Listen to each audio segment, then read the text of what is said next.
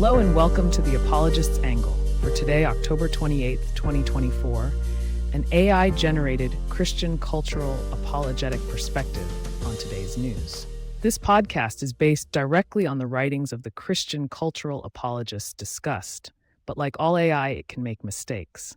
In the news today, Donald Trump held a rally at Madison Square Garden in New York City, where he referred to his political opponents as the enemy within, and claimed that they are running against a massive, vicious radical left machine.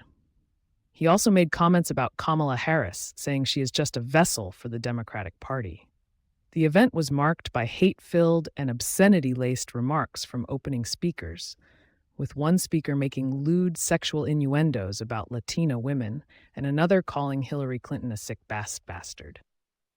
The rally has drawn comparisons to a 1939 Nazi rally held at the same venue, where over 20,000 American Nazi sympathizers attended and gave the Sieg Heil salute. Trump's critics have noted the similarities between the two events, with Hillary Clinton commenting on the parallels in an interview last week.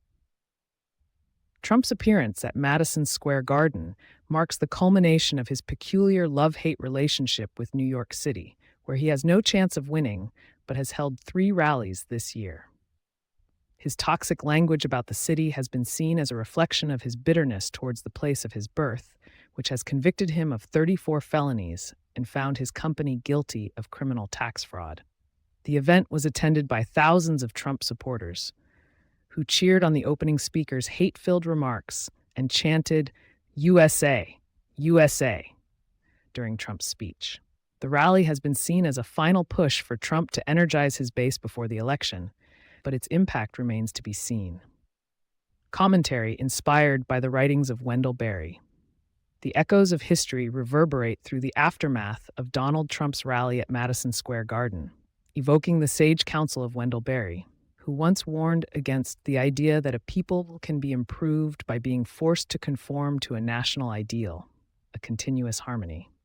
This notion is particularly germane in light of Trump's divisive rhetoric, which seeks to create an us versus them mentality among his supporters. Berry's critique of nationalism is especially pertinent here, as Trump's speech was replete with references to the enemy within and the need to defeat a radical left machine.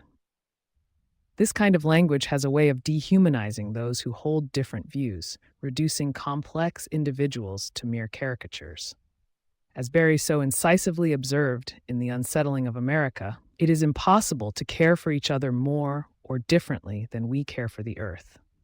In other words, our treatment of others is inextricably linked to our treatment of the land and its resources.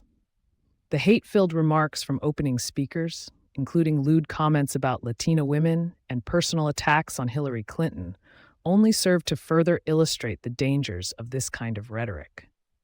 It is a toxic brew that can lead to violence and oppression, as we saw in the aftermath of similar rallies held by extremist groups throughout history.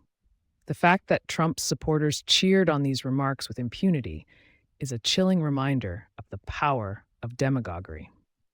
But what is perhaps most striking about this event is its eerie similarity to a 1939 Nazi rally held at the same venue, which serves as a jarring reminder of the darker aspects of our collective past. As Berry noted in Essays 1969 to 1990, the most alarming sign of the state of our economy is not just economic indicators, but also the ways in which people are forced to abandon their homes and livelihoods in search of work. The desperation and disillusionment that can arise from such circumstances can be fertile ground for extremist ideologies. Trump's peculiar love-hate relationship with New York City only serves to underscore this point. His toxic language about the city, where he was born and raised, reflects a deep-seated bitterness towards a place that has rejected him at every turn. But as Berry would caution, we must beware of leaders who seek to exploit our fears and anxieties for their own gain.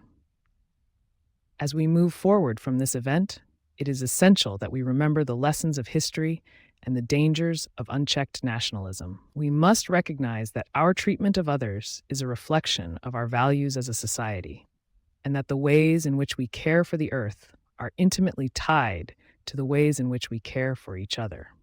Only by acknowledging these connections can we hope to build a more just and compassionate world.